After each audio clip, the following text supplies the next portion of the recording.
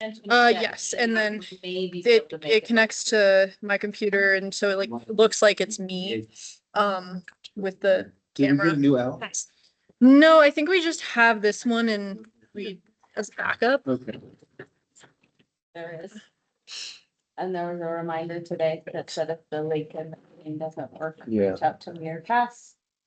So, Hey, everybody. but I don't know, Cassidy. I guess I don't know if he got that. Andrew, email. Andrew's online, yeah. All right, that means to, that means. I'm gonna be there in person in like 5 minutes, okay? Believe that counts. Yeah, I Yeah, mean, members you of- guys No, no. gave nods. Was he officially appointed the liaison? Yeah, he goes, I would Well, like to talk yeah. to them. Well, I mean, Well, I don't know. Is there if a that board? counts, though. Trustee Well, that was my question too. order. So I think we need one more SAD member still. If he's I not talked to here. Erica yesterday. She said she thought she was gonna make it. Okay. Jack's in the lobby. Oh, fantastic.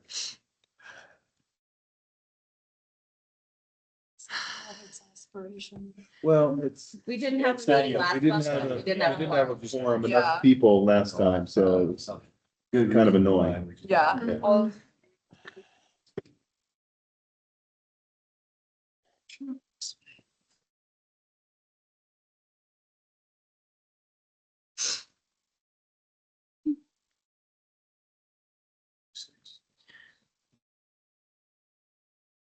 Okay. Can someone online tell us if you can hear us?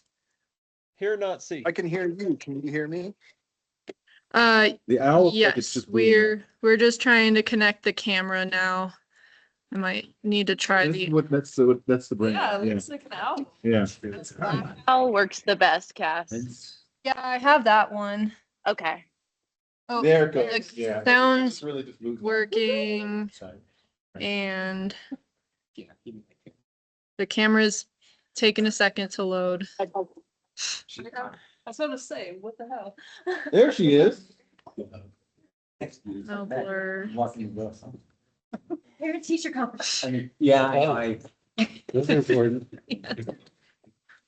Okay. I went to the, Well we got done. to meet an owl Good. on the vacation we just spent. Yeah. Gorgeous. Okay. Hey, guys.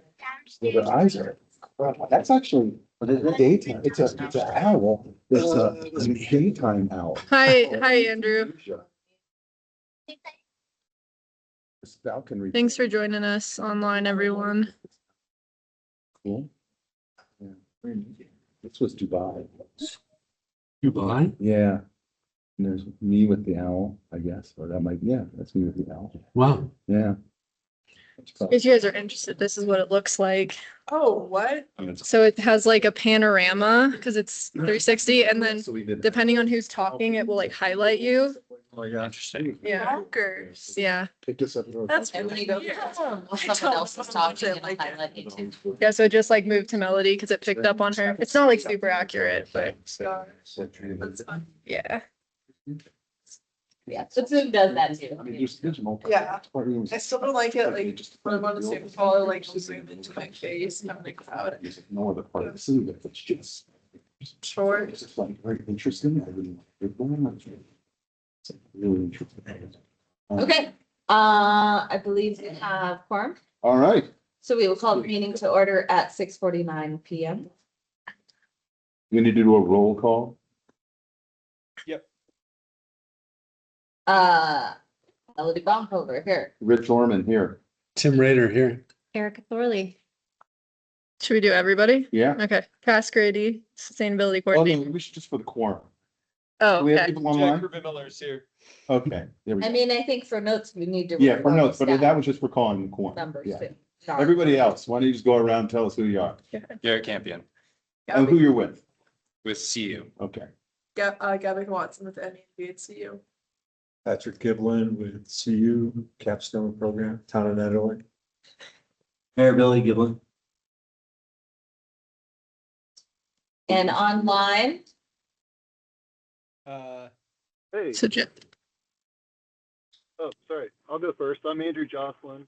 I'm with the Town Board of Trustees. Everyone hear that? Do we have any members of the public online? Okay, yes. And Jack? I chimed in while y'all See if I can. were going, but Jack Kirby Miller, here. All right, thank you, everybody. So the first thing is to approve December meeting minutes. Any discussion, review, edits?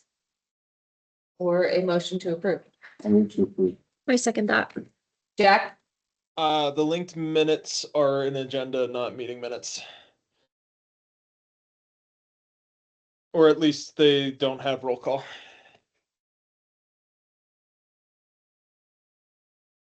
I would- Well, Yeah, they are missing the roll call. You are correct. I mean, the last one wasn't, or the December meeting, did we have quorum? Yes, Okay. but I will need to look up who all was here and add that in. Good catch. I mean, I went in to update them and saw that there wasn't quorum, and then we're missing a lot of, well, I'm not going to say a lot. We're missing at least a couple of YouTube recordings. And we haven't posted one to the SAB playlist since I think March, which I wouldn't complain about, except for that's what I use to pull the meetings to get minutes together. So So I can post the ones that there are quorum, but the ones that aren't quorum, I haven't been posting because I got to talk to John about what that's supposed to look like since it's not technically like a full meeting. Yeah, that's okay. But I think we had quorum in December, and December Okay. didn't get posted. no, Okay, so I I don't can- believe we did have quorum in December. I think that was where that conversation started of how do we manage these meetings if we don't have quorum. Oh, apologies. Then I was stressed about nothing. Thank you. I only remember last month not having. Yeah, I remember that.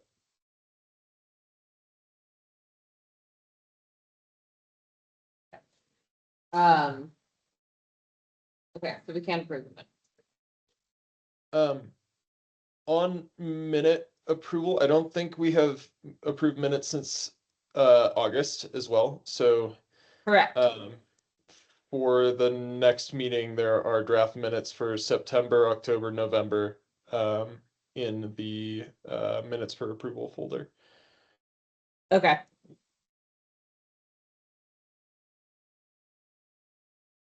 All right, well, we want to welcome our guests, you guys, our Thank you. capstone group. So the first thing is just introductions. And then I don't know if you had anything you wanted to say, Cass, but why don't you guys tell us a little bit about yourselves and your project and.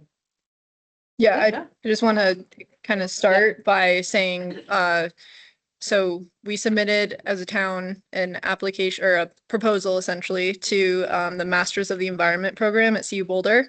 And they have a capstone program that they can explain probably better than me. But essentially we did some like networking with them and we were selected. And so that is why they are here. And I'll let you guys introduce yourselves and Yep. everything now. Yeah, Fantastic. great. Yeah. I'm Garrett, background in environmental science, but focusing on policy and things. As far as speaking to the Capstone project, partnership with a town like this is wonderful, and I'm really excited to do it. Love Netherlands. Every time I'm here, it's wonderful. The people are great. It's a good experience, so definitely excited. Yeah, my name's Gabika Watson. I'm originally from Virginia and a little background on the Capstone project. So with the MEV program, we get there's like so many, like 50 plus partners that bring in proposals for projects. And us as students, we have like rank them our top choices. And Netherlands was like our top choice overall for our entire team, just because we really love the town. But we'll be working on developing the town's resiliency plan. So kind of like reading everything that's already been like made on the plans and agendas and community outreach. And we'll be bringing all that together and like making like one actionable plan like that. The goal is to really work towards the resiliency through some actionable steps. And then I guess some my personal tie to Netherland is obviously it's like sick as hell. Also my sister lives here. She lives like right across from the library, and I just found a lot more community here than I have in Boulder so far. I moved out here last April, so that's where I'm at. Hello, my name is Patrick Giblin. I live in Winter Park for 10 years, or 8 years, Sugarloaf for 1 year, and then I've lived here in Neverland for 10 years. And I'm a horticulturist at CU, using the tuition assistance benefit to get my master's in the environment and sustainable food systems. I was telling that to one of our neighbors, I don't know if y'all know Sylvia. And so Brian and Sylvia's like, well, what are you doing now? And I said, well, I'm getting my master, I'm gonna use the tuition assistance benefits, Sylvia, and I'm gonna get my master's in the environment and sustainable food systems. And she said, well, that sounds like a bunch of bullshit. And I was like, yeah, it kind of does. So I feel that I'm gonna be using my 19 years experience as a mountain resident, a Colorado mountain town resident, to inform this project as much as I'm going to be using all the really amazing stuff that we're learning in school, and then to rely on you guys to help us put together this climate resiliency plan and to keep Netherland for what that means to you guys. And you know, no bullshit is that of those 19 seasons, I've never experienced a winter like this. So this all seems even that much more valuable. And wow, are these two young, energetic people, incredibly smart. So y'all are really lucky to have been helping them. Oh, and I forgot to mention, I also live over in Sugarloaf, so I'm kind of closer to them. Sorry about the basketball game. Oh, it's okay. It's volleyball and It's it's my, volleyball. it's my wife. I'll have a conversation. They have as much right to the room as their room as we do. Yeah. So thank you for being here. Sometimes I- it's the I movie did wanna going on add- downstairs. Sylvia, she said she was the mayor. I don't know. A lot of people claim they're the mayor. My neighbor, this guy named Billy, said he's the mayor. So I don't know. Thank you for coming, and if there's anything we can ever do for you, just ask. You can always come and talk to us at one of these meetings. Just talk to Cass. We'll put you on the agenda.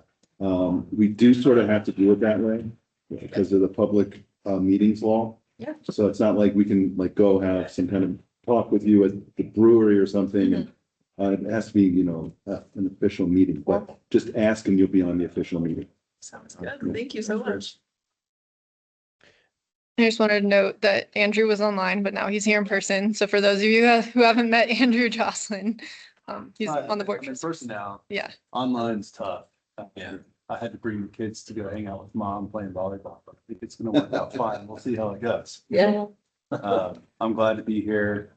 I saw that you guys didn't have a liaison and I wanted to continue the torch when I realized that it was dropped. I apologize, but I'm happy to help any way I can with you guys to make your work worthwhile from a board level. Thank you. Thanks. All right. Any questions on the capstone student project or? Moving on. A word of encouragement, I think, resilience is really important and it's top of mind to like many Netherland residents, and it's something that we can use all the gas, for lack of a better metaphor, to develop. Like I think this is Patrick mentioned like first winter like this in 19 years. You know, we think about the impacts of wildfire, power outages, water scarcity, like, you know, for lack of a better word, like Netherland is a frontline community for these things. So your work is really important and we're grateful to have you. Yeah. You have any questions for us? Not yet. Okay. And as we go through the meeting, feel free to like chime in, ask questions. when we get into discussions and things, it's not formal where, you know, I'm necessarily gonna call them. But if you do raise your hand, I'll notice. But also just. All right. Moving on to our updates then, a PIE update. You want me to give that? Yeah, so for Partners in Energy, as a lot of SAB members, know because you were in attendance, we had our workshop, our first workshop online, in January, end of January, it's about a month ago now. And since then, we've been talking at the PI meetings, a lot about how to involve the SAB because we want, to have a connection there. So Melody has attended a couple of the project management meetings. And Jack has been at a couple as well. And we just want to make sure that like that connection is established and something that we can maintain throughout the process because we don't have much longer for the actual like planning phase of the energy action plan. The other thing we've talked about at PI is having an update to the Board of Trustees to see what they think about the plan so far and we haven't scheduled that yet, but I've talked with John about it. And we just think that that is another good way to like tie in the board because it is something that the board will ultimately need to approve. And so if we get all the way to the end and there are things that, you know, you wish we had done differently, we would have wanted to know that like earlier in the planning process. So that's something that we want to just be transparent about early on. We are finalizing a community survey. So that's going to be basically distributed through social media. I'm going to do a special newsletter. So everyone on the newsletter list is going to get an email about it. Our website, I'm going to try and work with the library to make things easy so that people can maybe just come in, log on to a computer and like do the survey right there at the library. Because I know sometimes QR codes, people don't trust them is what I've heard from people. So just coming up with creative ways to get people to take that survey. So, you know, some people want to do paper survey if they have to, like if that's the best option for them, then like making sure that those are available as well. So those are just some of the ideas and I'm definitely welcoming other ideas for groups and other ways to get out the survey because we want to have as many people take that as possible. And that survey really is about like how do we want to measure our goals? That was something that Melody brought up at the project management meeting was asking our residents and business owners how we should be measuring goals if they want to see number of participants in Excel programs, if they want to see percentage of reduction in greenhouse gas emissions for Nederland, which is kind of harder to track since we don't have like our own inventory. We're kind of like with Boulder County. So that is still something that we can try and track. And then there's a number of other options as well as the strategies that were brought up at the workshop. So that is going to go out, believe next week, and it's going to be open for 2 weeks. And yeah, I will send it out to everyone on SAB just so that you can disperse it to your networks. Yeah, any questions, comments on Partners in Energy?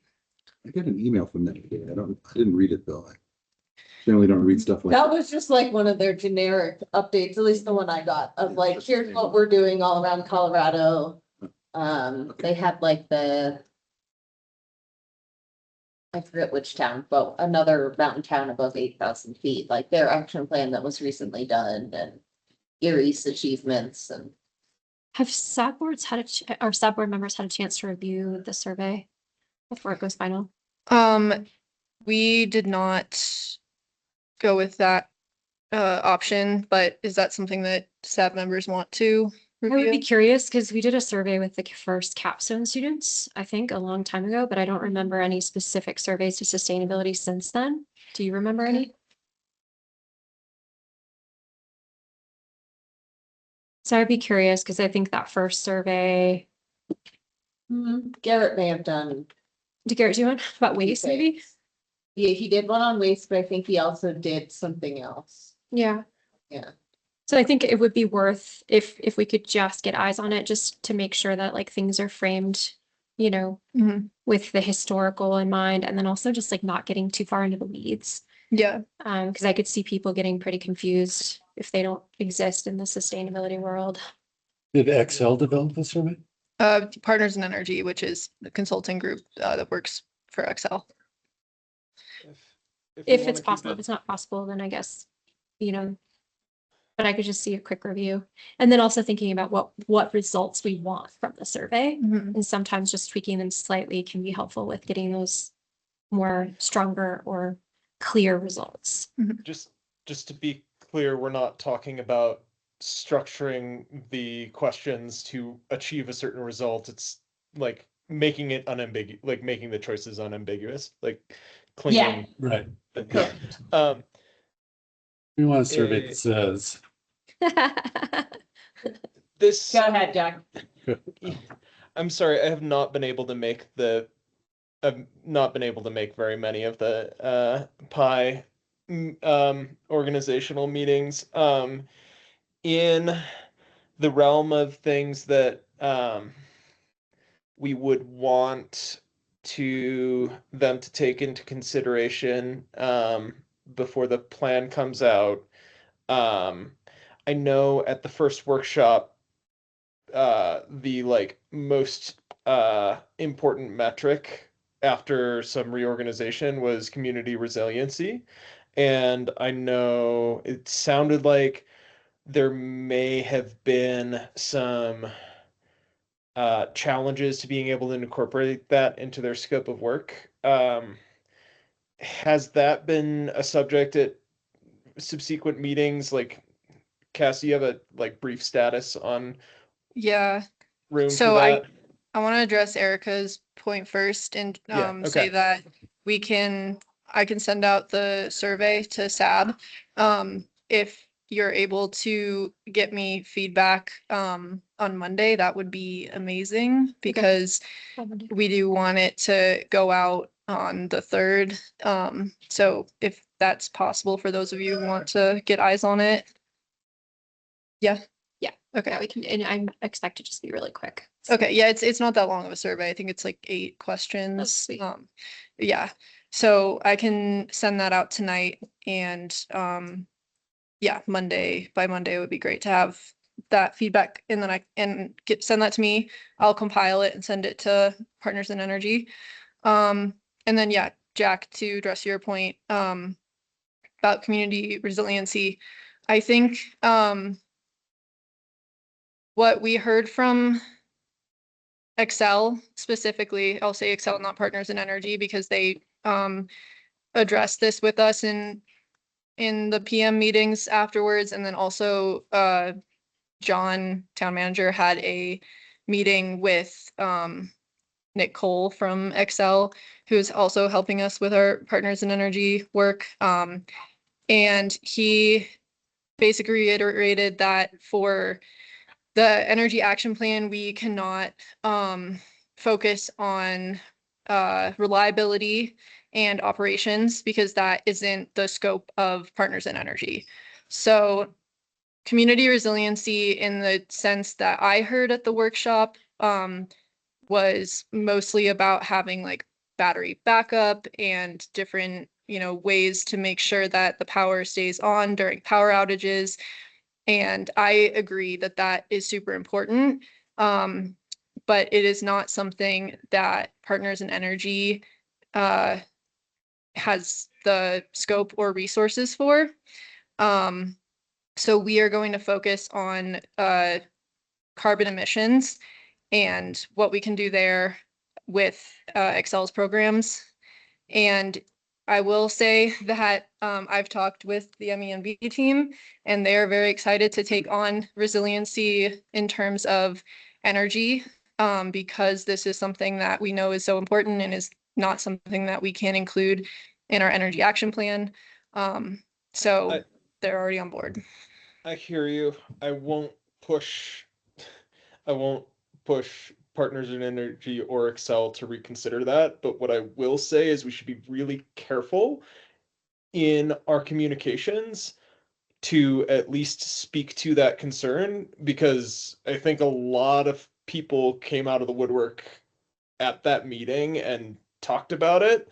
And that's the kind of thing that you at least want to acknowledge. And I will just leave that as a recommendation. If it's not actionable, so be it. But like, that's very important, right? And we have other ways we can talk about it, such as the MENV program. So, or capstone. So thank you guys. Yeah, I agree, Jack. And I actually would push Excel if that was the thing that we could do. But it just wouldn't go anywhere, which is the issue. Like, Be like Yep. Sisyphus. yeah. We just be the annoying little flea and that's it. So that's, you know, where I say we go is when those questions about resiliency come up, like that's why we have the capstone group working on that plan. And really what we're talking about is everything from, you know, continuing to upgrade this building as like a shelter and charging station and warming hut and all those things. All the way up to people having independent backup power systems, like all of those are outside of Excel's realm anyway, so we can keep focusing on those things. I think my frustration has been when I have attended the calls in between, I ask questions that never get answered. And so I find it hard to figure out where to go from here or how to provide critical feedback when I don't feel like I'm getting the communication I need. And that's what's been challenging for me. And I want to make sure that our residents that did attend the workshop don't get like scared off from continuing to participate because they kind of felt, you know, put aside in any way. I think they had a lot of valid points of how to explain electrification to our neighbors. You know, when we don't know if we're gonna have power go out for 4 days and everybody's got a cabin from 1900 that, you know, doesn't function properly anyway already. So that's the challenge I find, and I think it would be good for us to have more of a debrief altogether before I go back to the next PI phone call to better understand like where do we want to move forward? What are the best ways to utilize, you know, the resources that they have? And what do we just not bother them with? So kind of a, I just saying we have 2 minutes left for this segment from the agenda. so just maybe a separate but partially related, could we add resilience questions to the survey? Would that be too much of a focus on resilience for PI and Excel? Because it might be a really cool opportunity and survey fatigue is very real.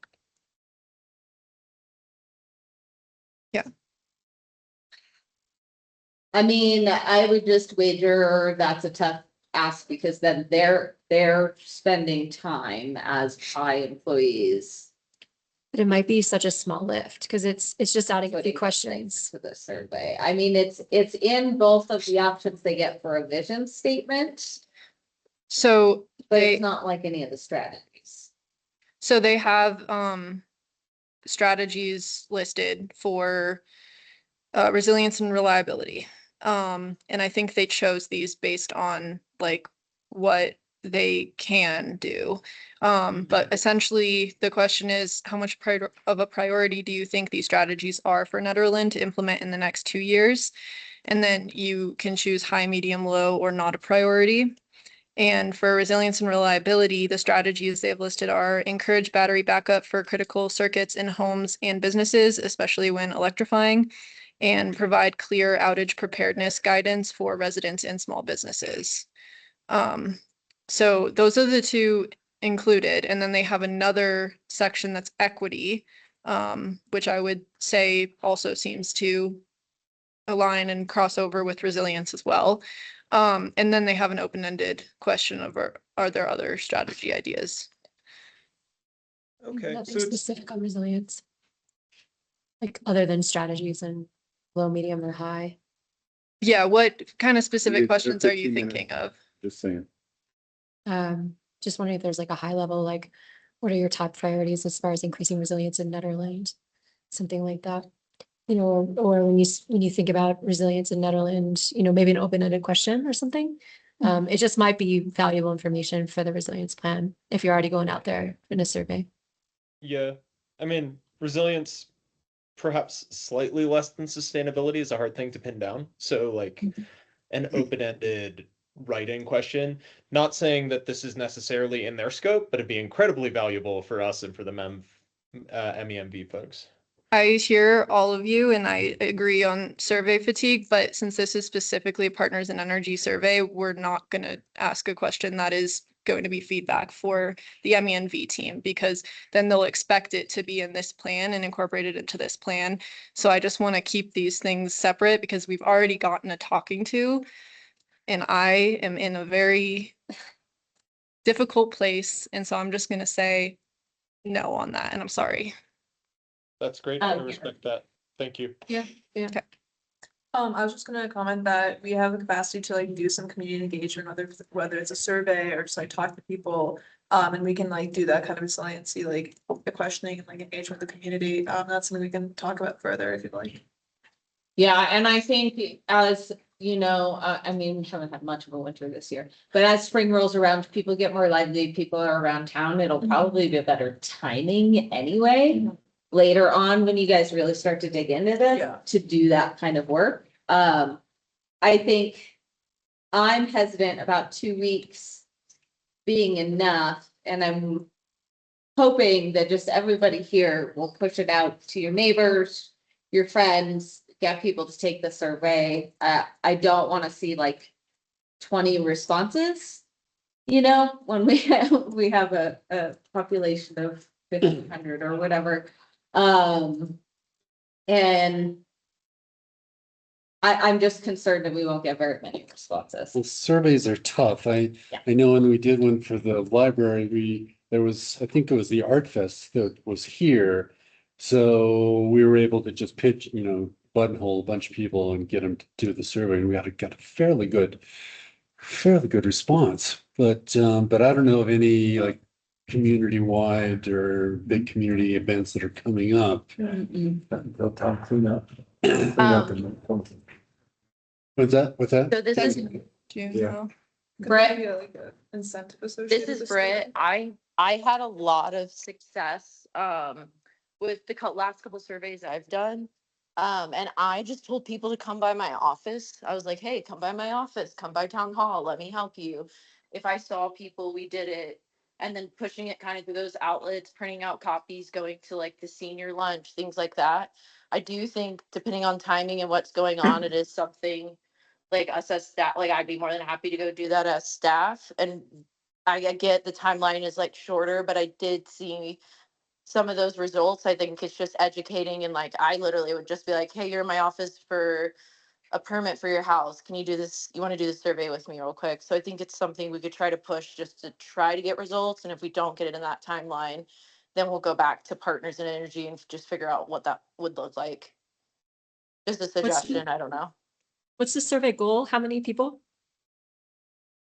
That's a good point. I don't know. I don't think we set one. I don't know. For that we me, as discussed many it. as possible. So Well, and we have questions about like if they live in Netherland or if they live in the Peak to Peak region, if they visit Netherland, like what is your connection? So how many for each category would be important? Yeah. Mhm. And can we do like a letter to the editor in the paper of like, hey, please take this survey? I think that would reach a good crowd of folks too. Yeah, I have budget for that. I can definitely do that. Would that be like posting like an ad, Britt? Yeah. Yeah, like we could talk to Barb, whether it's like an ad or something in the paper, I think would be good to do. You should be able to get some funds from them. You also put like on Facebook. I think that's Facebook. Right? Yeah, definitely. I suggest we move on since we're about 5 minutes over for this portion of the agenda. Fantastic timekeeping, Rich. Yeah, I'm clapping in my head. Nothing in your head. All right, subcommittee updates. I don't know what we have besides zero waste at the moment. And I was not here. Yeah, it's okay. You're on a cool trip. Yeah. Yeah, so for zero waste, we met, so you are aware, we meet, the first Wednesday of every month, zero waste subcommittee. And this last time it was, myself, Mikkel Duffy, who is our representative from Boulder County, for the transfer station, and then Cinda Cochin, a resident. And kind of our updates are at the transfer station, the reuse barn is up and running, and Mikkel sent me guidelines for that are available at the transfer station. And I was thinking we could work with Boulder County to make sure like that those guidelines are accessible like on our website as well. And on their page for the transfer station. And actually Aaron Ty is focused on that at the transfer station. So it's in good hands. And the compost unit is finally operating normally for like a good amount of time now. So before it was breaking a lot. I think there was an issue with the auger. There were compost bags getting caught in there. And so now they're saying no compostable bags. And it has been working really well. So that's great. And I think Gabica told me she got compost from theirs the other day. I was looking at compost. Yeah. So you're able to pick up compost. Cass, is that Boulder County, the compost? Yes. Yeah. We just work to like make sure that information is out there since so many residents use the transfer station. Cool. We are working on filling in gaps in the data. It sounds like Boulder County staff has had some turnover, and so we were hoping to have more comprehensive data from this last year to share with SAB and with the town, but that is taking a little bit longer to get compiled, so TBD on that. For extended producer responsibility, really, I just gave an update at the zero waste subcommittee because we submitted an interest form for extended producer responsibility funding for education and outreach. And for those of you not familiar with that, EPR is basically producers and brands pay a fee annually to the Circular Action Alliance, which is an organization that was appointed by the state to collect these fees and create this program where we are distributing the money for education and outreach and services and infrastructure on recycling and composting. So the goal is to make recycling free for all Colorado residents. I think their goal is like 2030 and they have goals in between that. And we can apply for education and outreach funding. The town of Nederland does not offer services, so we can't get any service reimbursement, but we can get education and outreach funding. So did the first step, the interest form, now working on figuring out basically how are we going to do the education and outreach? How much money do we get? All of those things. We just went to a meeting yesterday, trying to get all that information gathered and then decide if we want to do that ourselves or if that's something we want to work with Boulder County on. Most likely, we're going to work with Boulder County in one way or another, just to make sure that the messaging is uniform, especially since they run the transfer station. But there's a lot of unknowns so far.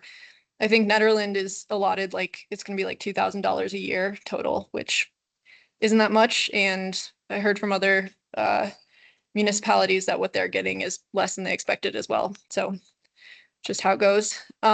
Is that just for Mhm. initial until it gets up and running? Yeah, so that's per year is what No, we no, but as EPR unfolds and has more money, do they Yeah. expect that to change? I have not heard on Okay. that. Yeah. That is a good question. Yeah. Yeah, so that is what I know on EPR, but I'll keep everyone informed. Let's see, farmers market, still planning on creating that zero waste station there. And having more materials gonna basically create these materials and purchase signage and other accessories using the town's bag fee because that is essentially supposed to be used for zero waste activities. So that is kind of the thought behind the bag fee revenue and also the farmers market zero waste. And we're going to try and use the farmers market to basically test out ideas that we would want like other events to use before we make it like a requirement. So that's kind of tied in with other special events. And it sounds like Eldora will be donating aluminum beer cups again for their festival markets, which was a really great thing last time. And they don't have to pay for cups that are likely not to be recycled otherwise. So that's a really cool development. Let's see. We started talking about goals for the next year. Funny enough, one of the things was conducting a survey. That was one of their ideas. Trying to think about what zero waste needs the town has and what residents have to say. Other goals were to make sure we're contributing to the LED sign that is up and running at the transfer station with things like events like the farmers market, the Netherland Thanksgiving, and then different educational, timely educational messages. And also like information on EcoCycle, the hazardous materials management facility, things that maybe residents aren't as aware of. We also talked about partnering with more organizations to get the word out about these different events and zero waste practices. Just making sure people know what is recyclable, potentially working on educational campaigns in the high school, middle high school, and the elementary school. And then how to target town visitors that we discussed working on a guide that could potentially be given to short-term rental owners to provide to their to the people that are staying in their units as just like a way to let them know about the different things that the town is doing and where maybe to take their trash as well, or their recycling, ideally, in case they're not collecting recycling, making sure they know it's actually free to drop off at the transfer station, those kinds of things. Can I make a suggestion on that? Since I Yeah. was there, if we're gonna have a guide that we're giving out to people about zero waste, my suggestion is it not be printed on paper because that's just creating more waste. And it's kind of ironic. But that it be a digital thing with maybe like a QR code that they could just scan in the rental. I would just hate to see all that. Right. paper. yeah, give them multiple options. Yeah, and I noticed when I printed out like the bag fee posters, not many people took those for like the retail stores. So I think printing things out ahead of time is just going to create more waste. Anyway, I agree. Yeah, so that I believe When you compile that guide for the recycling, could we, I think we could get from the state the latest statistics on what materials are being recycled. Because glass, last I heard, is probably the most recycled material, and plastics always seems to be at the end, so just lets people know that if they have the option to go glass or plastic, there's a chance it might get recycled if it's glass. we could definitely include like statistics on that. Yeah. I'm sure they have at least 2024 data. Well, Does, shouldn't say for sure, but I wouldn't be surprised. does glass outperform aluminum? Not the last I heard, but it's been but my statistics are a little bit old. I don't. I think Yeah, aluminum is still like top. I'm sure it wins by mass. Yeah. Right. But But by container, yeah, that's a good question. I don't know. But sure I some of know- the CDP would know. Mhm. It's also important to look at Boulder County Recycling Center, since that's where these materials would go versus like another MRF somewhere else that might, recycle different products. So I'd probably suggest look at Boulder County's Yeah. data. Last I heard, if glass got broken in the whole transport of everything, that broken glass was not necessarily recycled just because of the Difficult sorting. machines Yeah. that sort through it all. So my guess is that glass is not one of the, I don't actually know, because the first thing that's filtered out is broken glass. And the first thing they do with those materials, once it hits the belt at the facility, is they break the glass. Oh. And then it actually filters out through all the other materials. yeah. And I think they're catching it and recycling it right at the start. It So was like an NPR thing I heard late at night. I think it depends on where, because in Grand Junction for a while, it was like they wouldn't accept broken glass because it was a hazard when they were hand sorting. It's the Yeah. same ecosystem. Okay, We did a tour there, that Baltimore Sustainability. okay. but I don't know if it doesn't get even taken to the belt if it's already broken. Like that'd be a good question for Yes, Boulder County. And that's what I'm talking about, is it gets broken before it ever gets to the belt. Yeah. Yeah, Jack, you have your hand up. only if folks want a fun fact about recycling stats in the US. Always. Okay, Before you do all that, right. I'm just gonna say Yep. we got about 3 minutes left on this segment. Okay. I That's yield all the I had, remainder so- of my time. Jack, you can go ahead. That's all I had. Wait, you didn't talk about the grant proposal you put in. We're Oh, on zero waste subcommittee right now. Oh, are sorry. you talking I- about the? Nope, yeah, I jumped ahead. Okay. Oh. Most recycled by, like, these are by stock in, out in the environment. Lead acid batteries are number one at 99%. Corrugated cardboard is 91 to 96%. Steel and ferrous metals is between 60 and 88%. Paper and cardboard are 68%. Aluminum recycling is lower. We're not going to get to it, but aluminum cans specifically are like 50 to 55. Glass containers are 27 to 39, and like polyethylene and high density polyethylene is like 29%. So that's plastic. But the hard part is not every MRF is created the same. So Boulder County prioritizes diversion and recycling, where some of the other like for-profit, maybe hauler run MRFs, they'll only take materials that actually yield a profit. And so they might not take all plastic, so they might not take glass, and where Boulder Yeah. County, like we're in an odd situation. Sure. Okay, that's a good counter to blindly applying national numbers to our situation. I just thought it was interesting. It is really interesting. Yeah, that plastic number surprises me. It's actually higher than I would have expected. I Much, just remember much higher. like all of the stress around National Sword, where like plastic became Like there was a drop off in plastic recycling rates after China put the national sword policies in place, which would have been like 17 or 19, somewhere in there.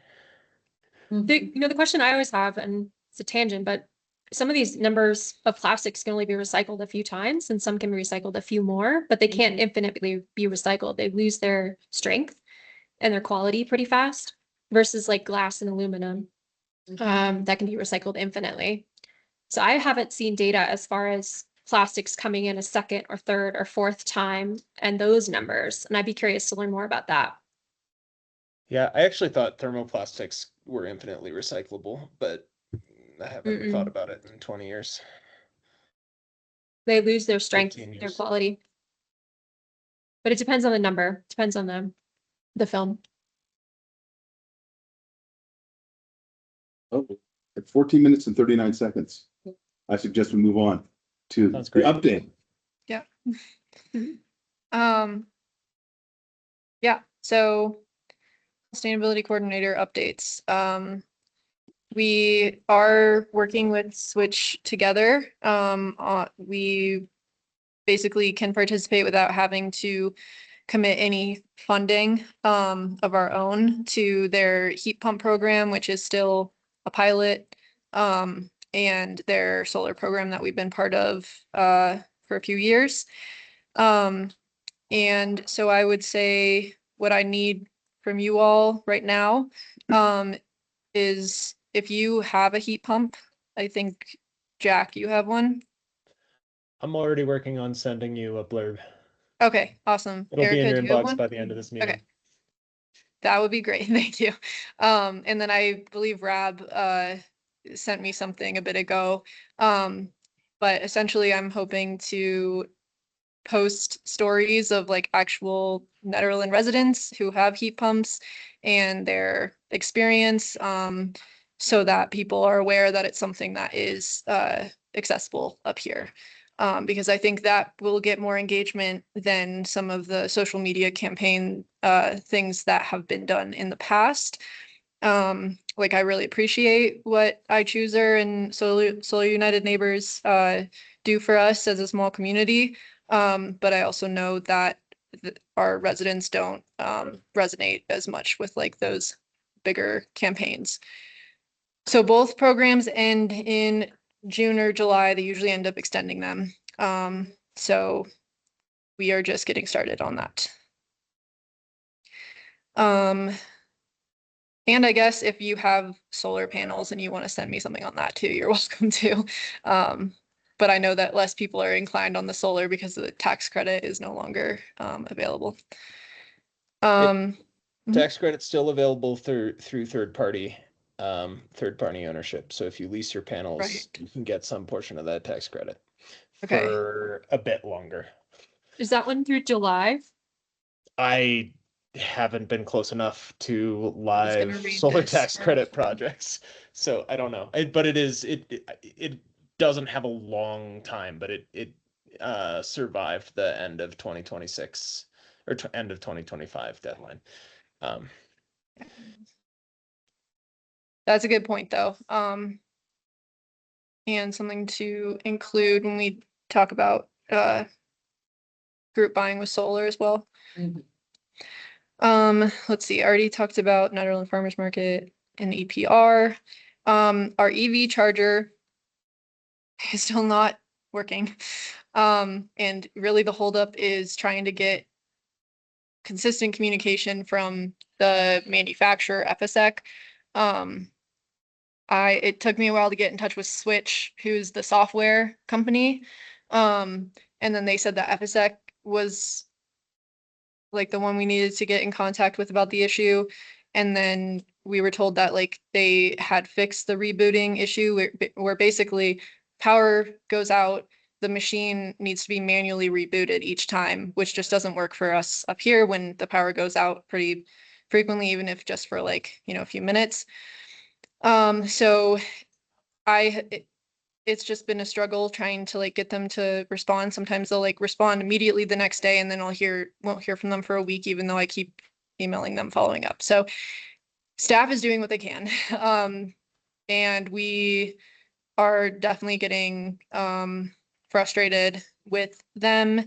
And we're probably gonna pull in our legal team if we need to, because they need to help us fix this machine. I know you guys have worked really hard on this, putting in a lot of time and effort. It's almost like comical Yeah. that we can't get this. It's like like a theme on Parks and Recreation that like goes from season to season to season. Yeah. And the thing still doesn't work because these people keep giving you the runaround. Yeah. You could really do some serious comedy. Mhm. I was gonna say, I'm pretty sure we bought that charger before Billy was mayor. Oh, I think it's at So, least like, 5 I years saw a ago. quote for This is 2020, years. so yeah. Yeah. Oh, no. Insanity. I think the quote was submitted in 2020, got the machine in 2021. I wasn't around when Yeah, they like that installed sounds it about and right. all that, but it's, yeah. So, and Rich has tried to help me multiple times and it just continues to not work, so. I have a question about these figures for the level 2 charger. Mhm. These are gross or they net? These are for per Do month. they include the actual cost of the electricity?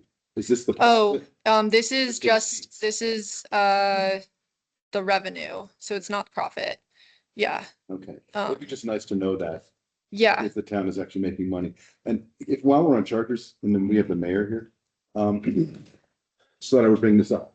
I don't know if you're aware of the chargers at Eldora. I'm sure you are, but they don't charge a fee. And my understanding is that they were sort of forced to put those in there when they got permission from the county to expand the parking lot. Yep. And I don't know if that's going to continue on if the town buys it or not.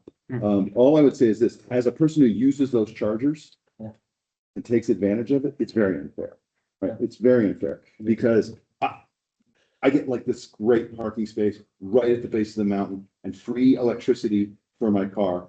I can go solo up there and just park there if I go early enough, and it's fantastic for me. But we talked about equity and stuff I don't think it's a very equitable situation. I think if I do that, I should be paying for that electricity at the very least. Oh, you think you should be paying? No, the town, if the town buys it, frankly, Eldora right now should be charging like you do at any other charger where the person getting electricity pays to get it, like gas, right? Like the ones we have in the town parking lot. And I understand the reasoning behind it, but seeing it in action, I really think that it should be some money made, and I think that it might reduce the sort of I'm not calling it abuse because you're allowed to do it. The way that people just get there early, get the primo parking spots. I mean, it is primo parking. And my opinion. How about if they're But- single occupancy, you know, that they have to pay the $10 on the weekend? Yeah. Yeah. So on the weekends, it's different. I don't ski Eldora on the weekends, so it's like, I just can't handle it. So, yeah. But I'm just saying. I think there's also some balance there, because like when we were talking about like maybe doing paid parking in the visitor center parking lot, like I don't know, you want to incentivize people to keep transitioning to the hybrids or to EVs. And so that is one of those incentives, is like, hey, you get the better parking spot at Eldora if you switch to an EV. And I understand what you're saying totally, because like I can't afford an EV. So I get that. But I think there's a balance that we can strike where we can make those spots still like a benefit of switching, while also making sure the town isn't missing out on revenue that could be there. I agree with you. I would just say this, that if you look at the cars that are parked, and it's always full, it always gets full up. The cars that are parked there are some of the most expensive, nicest cars you will ever see at the Eldora parking lot. So you have, so the people there are some of the, let's say, more well-off people that ski at Eldora. Yeah. And they get this specials little deal because they have an electric car. That you and now look, I have an electric car. I'm all in favor of making it easier for people with electric cars. But, I've said what I gotta say. The one thing you're not I including think is at like, least it charge an barely idle charges fee. your car. Yeah, it barely charges your car. Yeah. Because it's on a whole system where if there's, all the plugs are being used, the electricity reduces significantly. Oh, cause So- they're all pulling from the same. Yeah. Barely pay. Gotcha. Yeah, yes. Jack, you wanted to say something? I just wanted to say at least charge an idle fee, but I don't believe that strongly in it. It just like, yeah, sitting there, with a full car in the prime parking spot, or like a car with full charge in the prime parking spot seems like the most painful situation. You're not even charging. Well, if we But- want to get in the weeds, the parking's also super inefficient because there's no boundaries with the parking spots. So people will take up like 2 charging spots because just they didn't park smartly. It's hard to So- park there. It is hard It's to hard park to park there. But it still barely charges your car. It's kind of hard to have efficient lines and stuff like that simply because they're gonna get covered with snow and ice. Right. But they work. They work. Oh, no, they work. Right? So that's a step up. Do you want to say something? Oh, I'm just humid in this conversation. I also work at the sustainability crew at Eldora. So it's just kind of fun to hear, but next time I see my supervisor, I'm gonna ask about what you're commenting there, because I completely agree. I think it's a little absurd that the little Richies with their nice cars gonna have the prime Well, parking it's spot. great. Yeah. Like, it's great. His name is Yeah. Rich. And Yeah, yeah. It's, even I can understand it's unfair. Yeah. So, I mean, you brought it up, so. yeah, I did. That's true. I did want to answer your question though, about profit because, I looked at all of last year's, from January to December, and we made a profit of $3,645, from the charging revenue over the expenses that it took to power both chargers, because the level 3, even though it's not operating, is still using electricity. And so you can see in our like how much we're being charged, it jumped up in August because that's when it finally like came online, like more permanently. And but we're still making a profit every month. So Great. yeah. It's good to hear. Cassidy, do you have a rough, how much was CapEx on the charger? How much was Capital expenditure. How much did it cost to build? the level 3 or Level the? 2. I We'll worry about the will. level 3 when it's running. If you Oh. could report on. I'm gonna have to get back to you on Yeah. that. Thank That's you. okay. Yeah. Okay. All Okay. right. We Um, have a few minutes left. I suggest we talk, the capstone thing, I think we've already done, right? CEO Yeah. grant as well. Yeah. Right. Update. yeah, so, we'll skip to that. So we, submitted an application to Colorado Energy Office's Local Impact Accelerator. So that one was the one where you had to apply for a policy, and if you make progress on that policy and eventually adopt it, then you, kind of like unlock project funding along the way. So that, application, and everything is included in the BOT AIM. So if you want to look at it, it's shared publicly there. Or if you really want, I can send it to you directly. And essentially the main focus of that ended up being, we are going to try and become an ADU supportive jurisdiction, which means we're going above and beyond House Bill 24-1152, which already requires us to like meet certain ADU conditions, but we are going to also adopt a supportive strategy through using CEO's funding to create plans that are like pre-approved. So that will be something that we'll have to hire contractors, consultants to design, and we'll have public engagement to ensure that these aren't just like cookie cutter boxes that no one in Netherlands thinks is appealing. So we're gonna like focus on designs that actually work and hopefully have 2 or 3 different designs for residents to choose from. We're gonna have technical assistance and financial assistance on the PIF fees, which, Britt, can you remind me what PIF stands for again? Play investment. Oh, thank you. Okay, plant investment fees. Yeah, there you go. Okay, thanks. So that will hopefully, and we're gonna, our idea is to have higher rebate offered for lower income folks, to help them out more. Technical assistance will be workshops, and one-on-one help for making sure people have their plans in place and know what to go through for permitting, and just things that like Britt would not be able to do with every single person if we get an influx of people trying to build ADUs. And then we tacked on some other projects, which we are not sure if they'll get funding as well, but they did encourage us to apply. So a multimodal downtown design of First Street to basically have better sidewalks and to make it walkable part of the time. So the idea that this is something that NDDA is already getting started on, but essentially being able to close down First Street for festivals so you can have like a farmer's market there on the weekend. And then bus stop accessibility and safety improvements. Again, none of this is construction. They won't, they discourage funding for construction projects because it's a federal, even though it's a CEO that's doing it, it's federal money. So the EPA triggers a lot of things. And so we're trying to just stick to the engineering design aspect and then find construction funding elsewhere. And then finally, if we do get encouraged for our vision budget, it would also include a bike and pedestrian path that connects downtown to the middle high school, but that would involve working with a lot more entities just because it's not fully within town limits and it's along a state highway, I believe. So there's just a lot more that goes into that.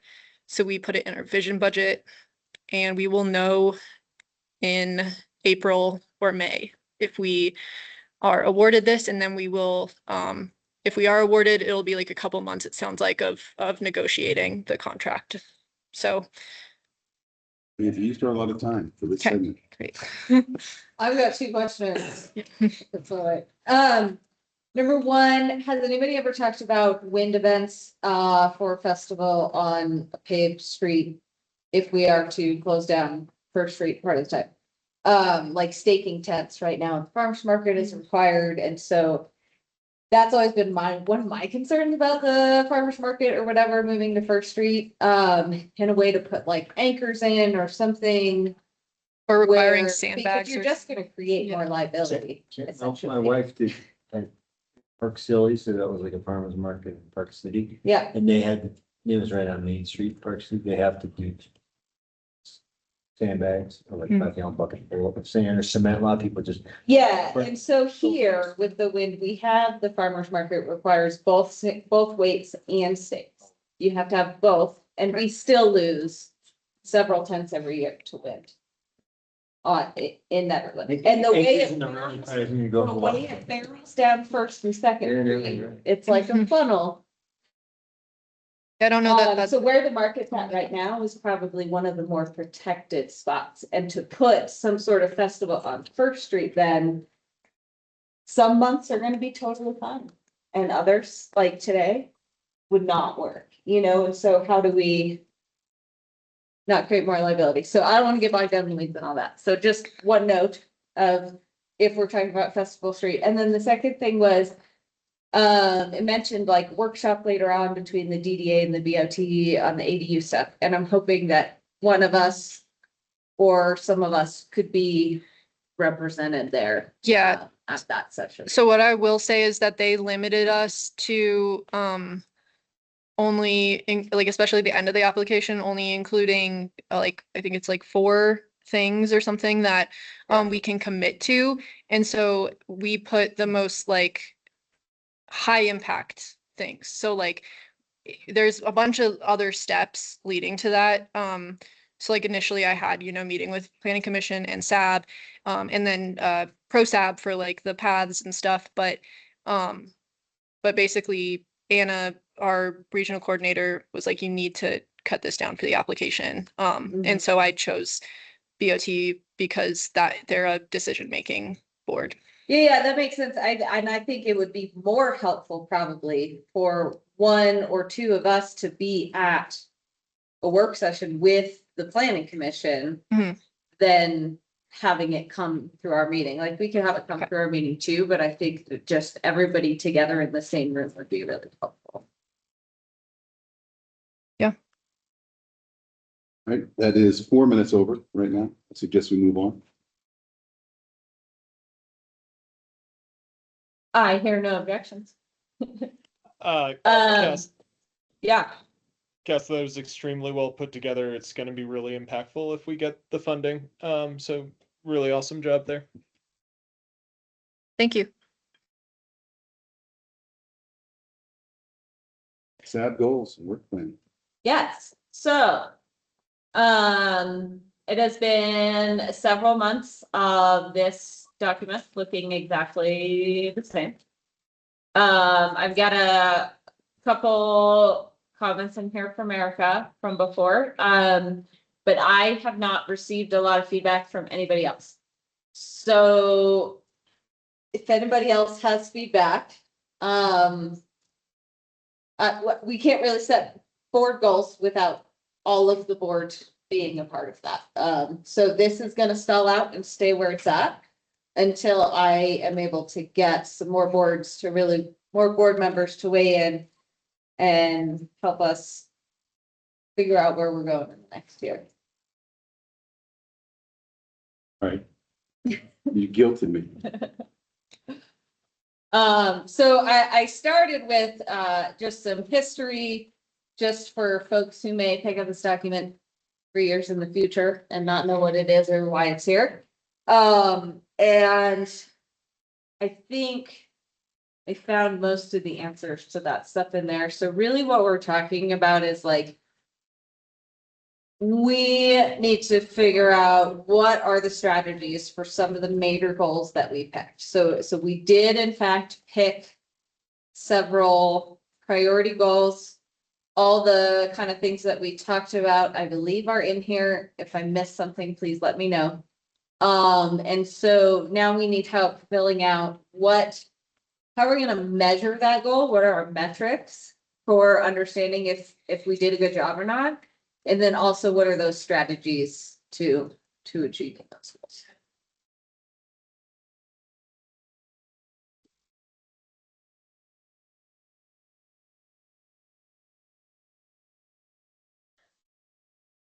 You want me to? So what are you suggesting that we do moving on?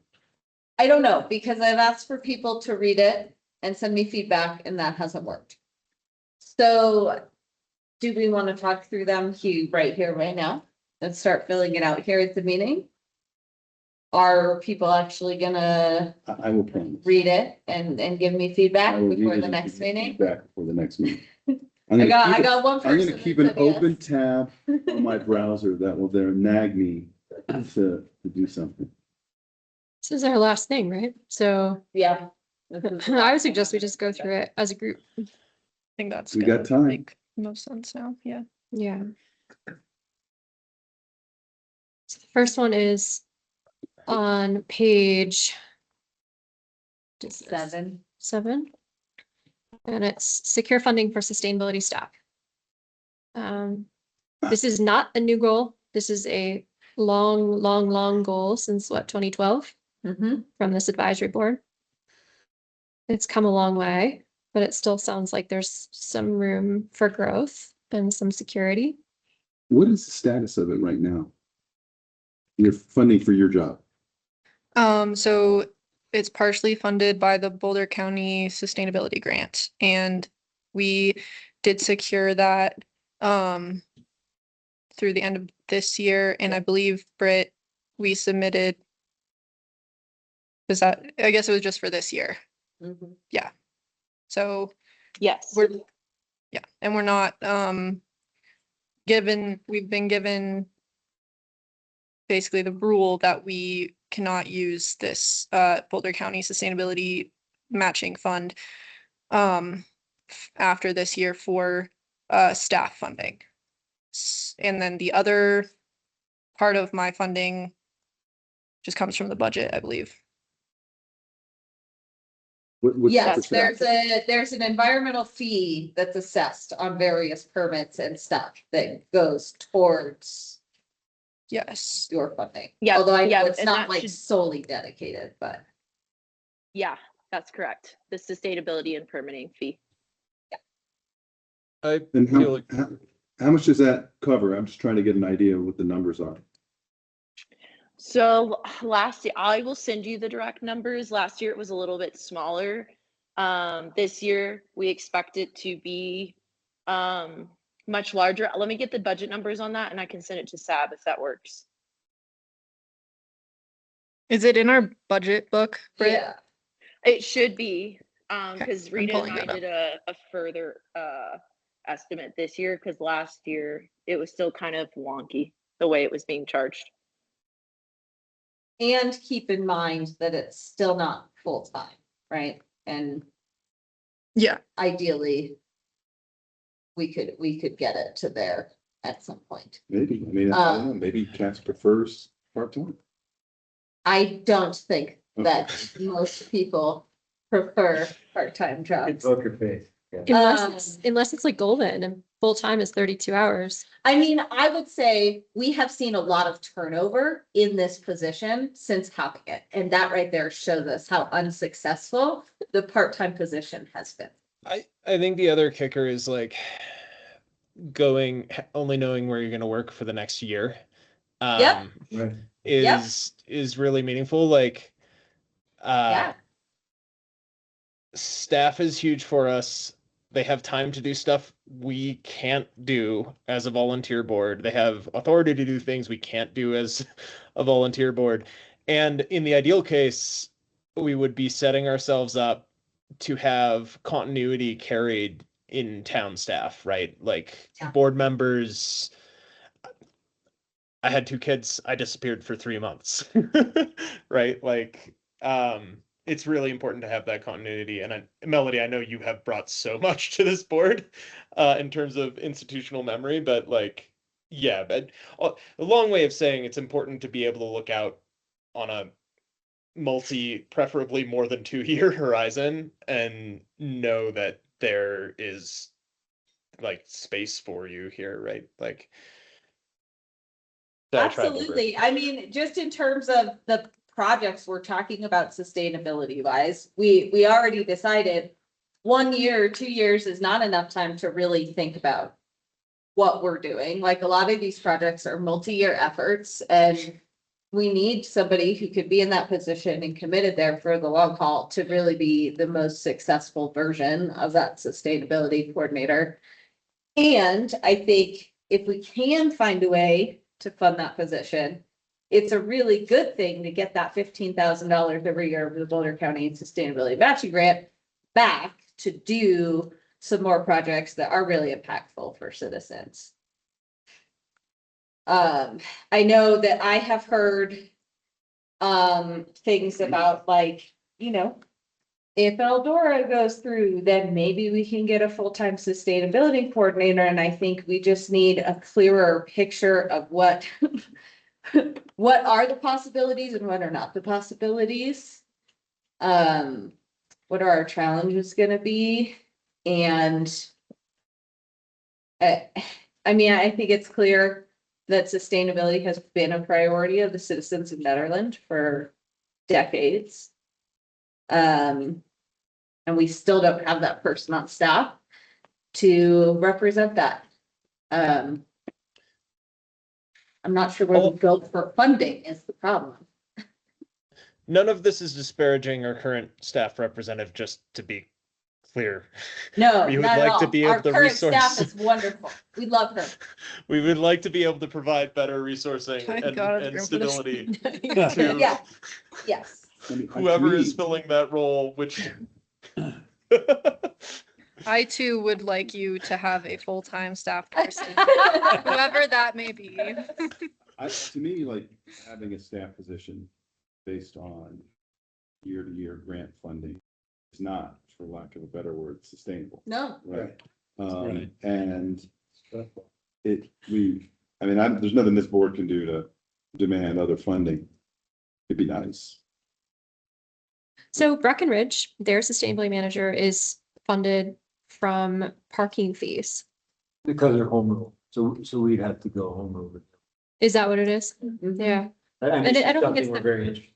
I don't think it's her full position salary, but it's a big chunk of If they it. can do fees and kind of create a full tax incentive. And I personally have supported to her salary a few times with Yeah. parking tickets and Makes me feel a little better. But yeah, so home rule, where's the conversation with that, Billy? Well, just, you know, not in the front of the table right now because of other things, but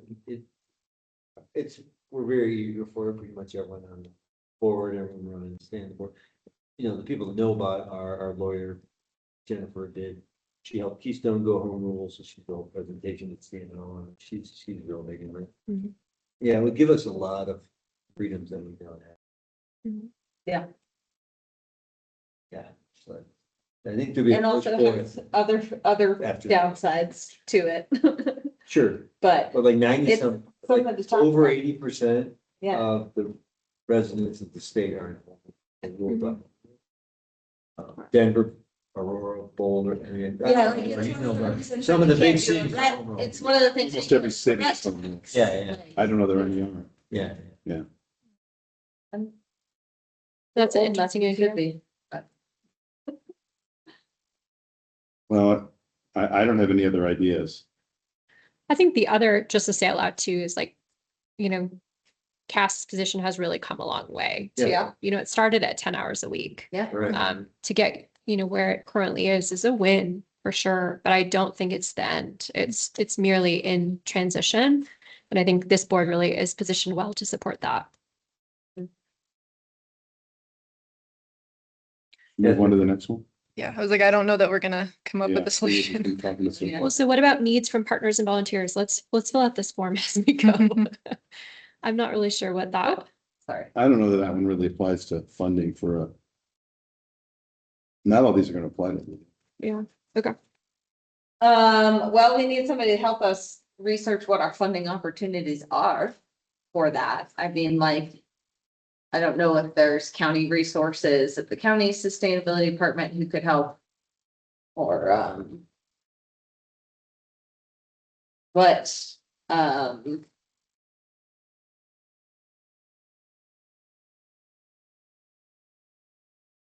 a good point. I think one thing that I noted when we were looking at Dr. Cog funding was that could have covered staff time as well as benefits. But the activities that they wanted the staff person to do didn't align with what Netherland had a need for. So I basically, the position that they wanted me to like be in wasn't something that like Netherland needed or really even, had the Mhm. capacity for. In terms of like, because we already have a community planner and we outsource a lot to Safe Built. So like there was just a lot around why it didn't make sense. Yeah. But I think it's good to keep in mind that there might be other grants out there that maybe in the fine print say that they'll fund staff. Yeah, where staff time is included. Yeah. So it like could be a project that I'm working on 10 hours a week, or the sustainability staff is working on 10 hours a week. And they would pay for benefits to make it a full-time position, because at least we've already seen one grant that offered that. So just another thing to keep in mind. I don't know that this flies, that this is something that I look at with a lot of my other work for like a variety of different grants, but I often look at staff time as like really good for cost share. So like if you have an anchor with staff that has some contribution, then you can often, right, if we're thinking about one of the grants we were just talking about had that you just submitted for had a 5% cost share. That the amount that we pay towards that staff can go a very long ways towards other grant funding as well. That's probably backwards in this context, but and it's also not going to get us closer to nailing down what this particular goal is. Did Netherlands submit for Dr. Cog? Yes, Okay, we haven't heard back. okay. They told us informally that we got it, but we haven't had like a formal email. So, Okay. yeah, I hope they didn't forget about us. Should we move on to develop a 24/7 carbon-free energy plan, the next action item? Yeah. Needs from SAB in the municipality. Jack?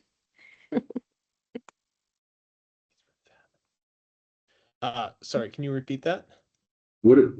She was prompting you to talk about the needs from the SAB and the municipality in the action item, develop a 24/7 carbon-free energy plan. Mm-hmm. And then prompted you to speak.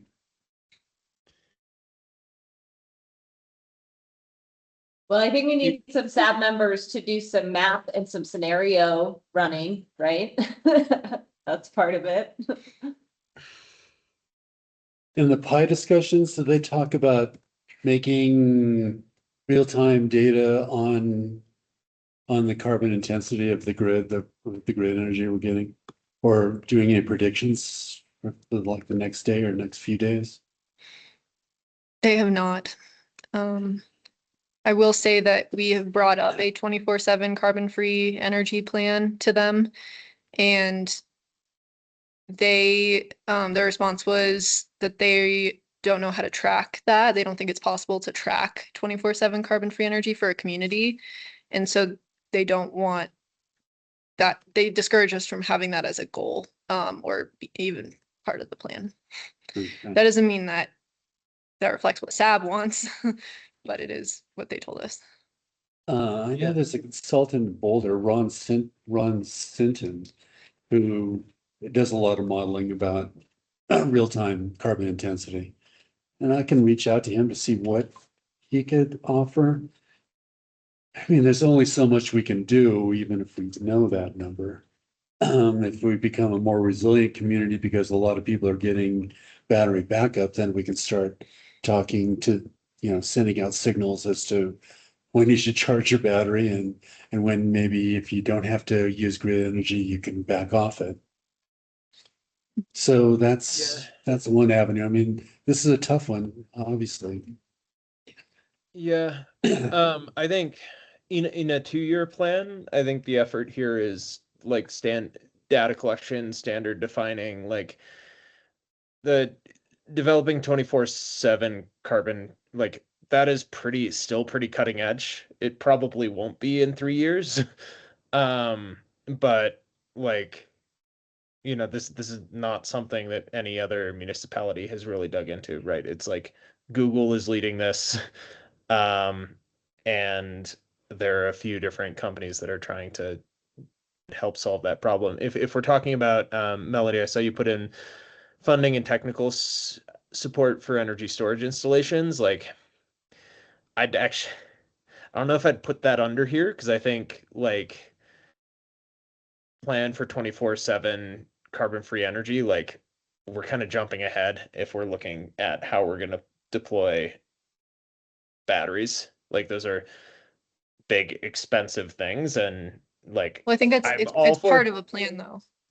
Like being able to put that in a plan, saying these are funding and technical support sources is, I would say, like part of planning. But I see what you're saying about like the actual implementation of that isn't part of the plan. Yeah, and I yeah, I think that I would hope that there are other places in here where we could put funding and technical support for energy storage. I'm not saying that we shouldn't do that. I just suspect that like where we need to push here is understanding it'll probably end up being figuring out a series of different proxies that get us closer to 24/7 free energy, right? Like the data is not freely, like we can't access all the data right now. How do we know we're moving in the right direction? And how do we get a better understanding of what that data is? If that makes sense. Like it wouldn't be like bullet 2 there, identify a viable tracking tool. It's like identify a sequence of tracking tools that move us in the right direction. Yeah, and I think I was more thinking like, okay, we know that, that the EPA has this funding and we know that this organization has this funding. And so not necessarily applying for those fundings to get started or start giving rebates or anything like that, but just identify like, where are those sources we're gonna be looking to for help with these things? Yeah.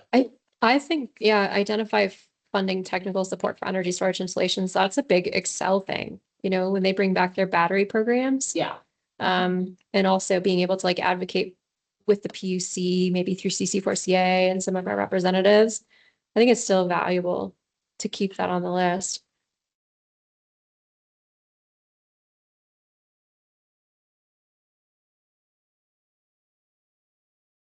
So we can do on this one. Data providers, but also identify or create, continue to collaborate with local utilities and support. What do we want to say? Like pilot programs where possible? I keep going offline and stuff, but yeah. There's too many of us here on the Wi-Fi. Oh, really? You think that's what it is? Yeah, I do. There's not usually this many computers set up here, I don't think. So do we need Are you to guys- talk about? No, you're fine. No, okay. This seems like they have more when like a board of trustees meeting is going on. Monticello, it's not me. Yeah, 'cause we're on public, right? Okay. And the BOT meetings are not on the. Oh, they're public not. network. Oh, okay. Do we need to talk about achievement metrics or is that well established? That's what I pulled from the little document that Jack and Rav had put together, but feel free to Jack, is that complete write it back. for now? I think that's something that the SAB needs to Um, discuss to like vote on if it's complete, but I don't know that. I don't know. I'll let Jack say it.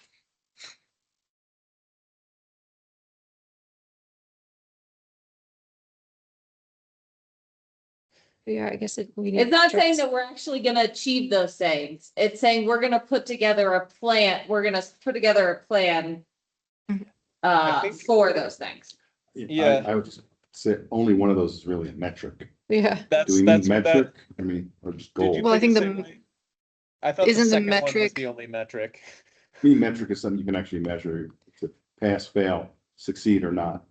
So the Metric metric the is that we plan. develop the plan, Yeah, exactly. And then Yeah. the bullet points are what's in the what's plan. in the plan. Okay, got it. Happy to change it though. No? yeah. Okay, we should also, for those achievement metrics, like, if we're gonna develop a plan, we should also have a metric where we have an estimate of where we are. Like, Baseline. baseline, metric. yeah. Mhm. I So- mean, right now we have an idea, so.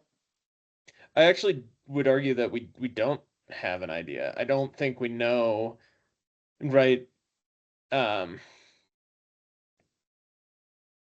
Yeah, actually, I pulled a. I get what you're saying. Yes, I agree. We don't know how much power we use around the, like, Excel probably knows how much power we use every hour of the day, but we do not. Correct. Yeah. Oh, that's its own thing. Okay. Yeah, I think, And I think we have that in needs from SAB in the new municipality, data collection on current energy use loads. Is that something that Excel can give us since we're working with Pi? Okay. The gas piece is going to be interesting too. Yeah.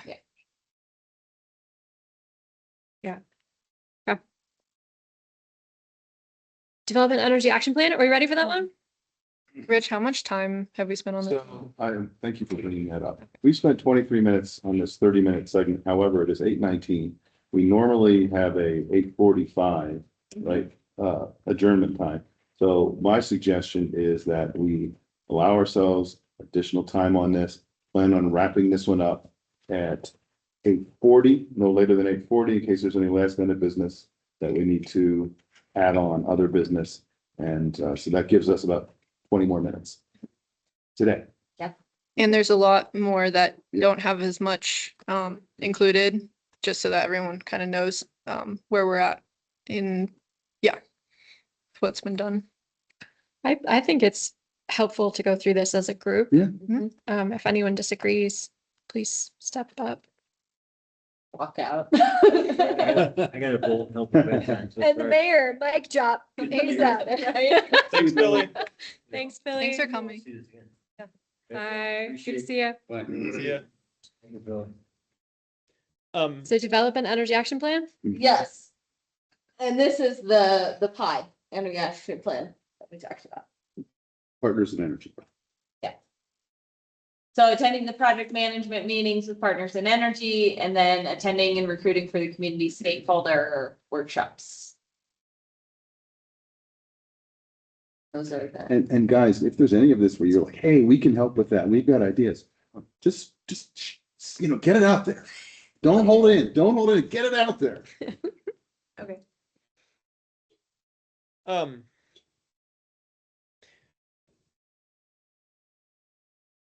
Question for this section. Given the limitations, given the scope of PI's mandate, should we include in this action item goal of amending the plan as necessary beyond that scope? Like adapt the pie plan. Yeah, PI's gonna give us, right, like this was kind of the case with their, I think, the last, we had a energy action plan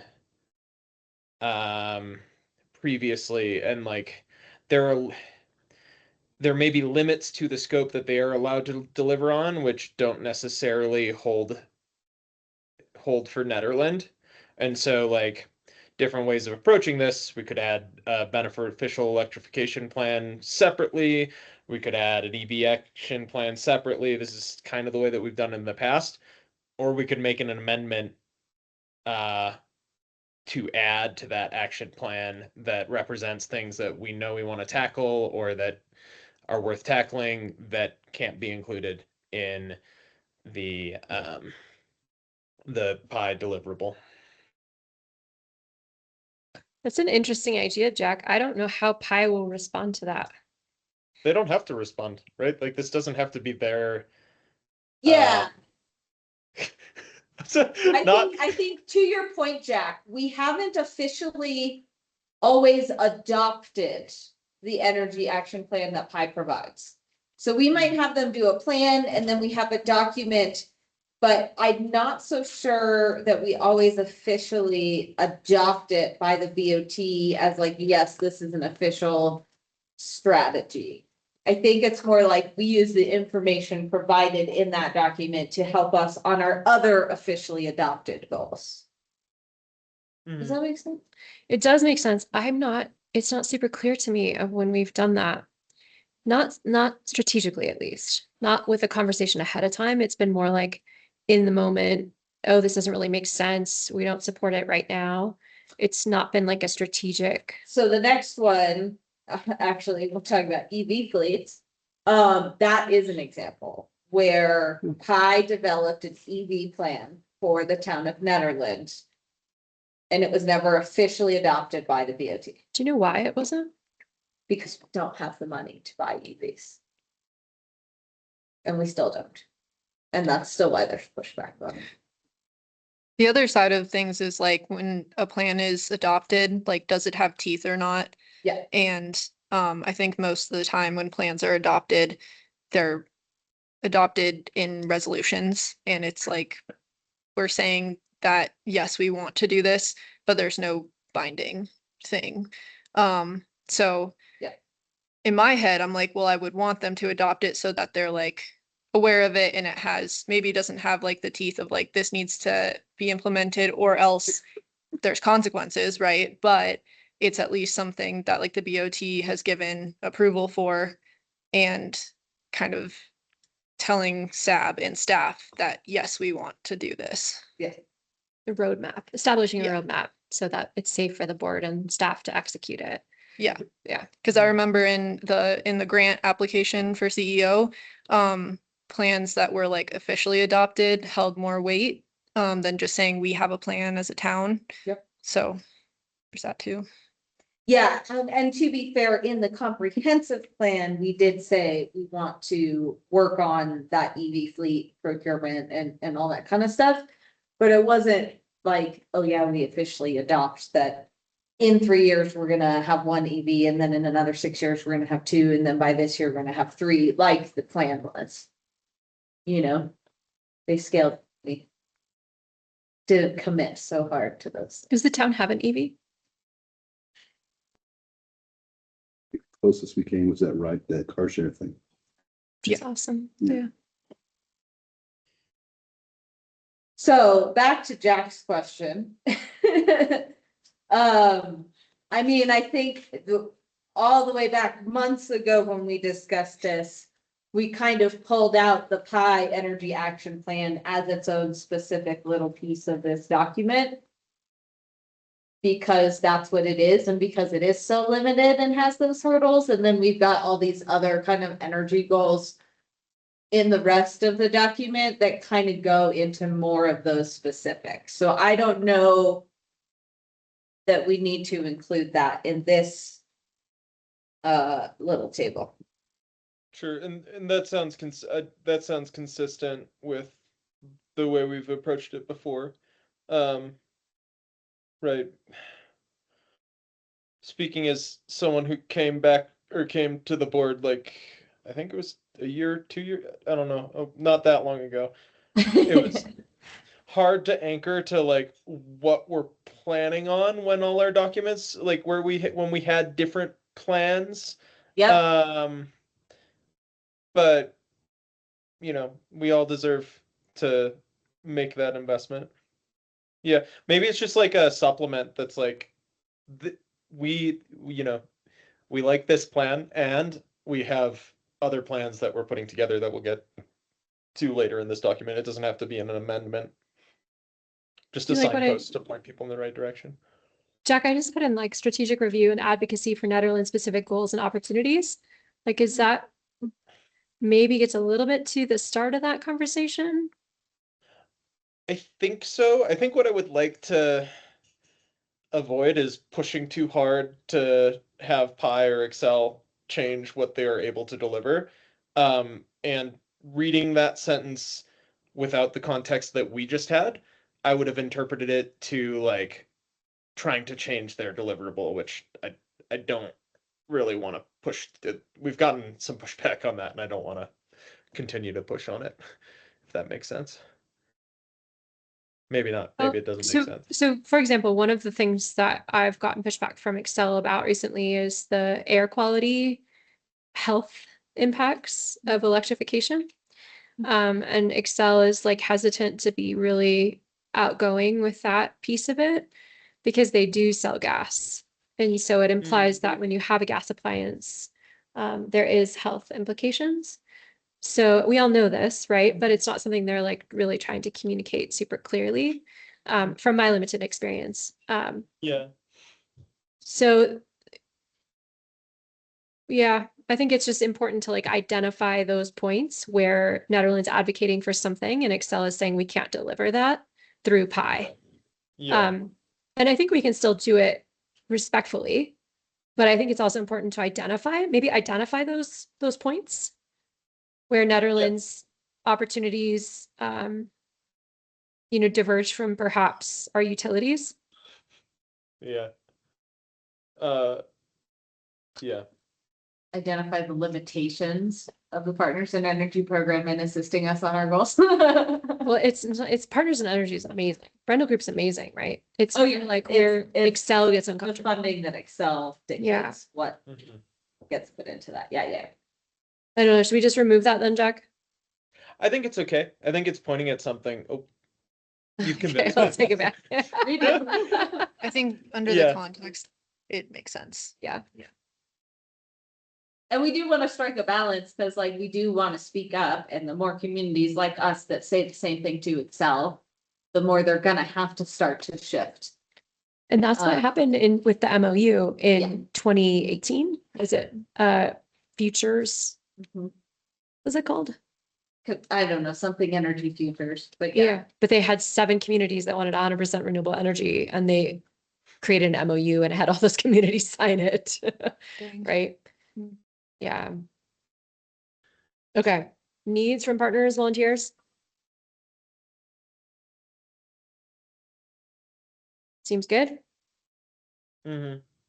Renewable energy use, installation, energy efficiency, electrification, or of natural gas appliances. Anything else in there? I probably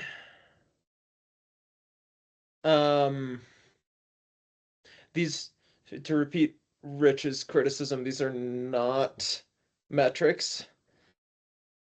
They're not like a pass fail threshold. I think it's the develop a plan and that's the metric. Covering, oh yeah, you're right, sorry, should have learned that from the previous one. Yeah, because I also think it's I'm not in a position to pull those out of the air and put them into this document. No, and that's what we're doing through like this community survey in the workshops is actually developing what those metrics are gonna be. Yeah, okay. EV fleet support, town procurement policy.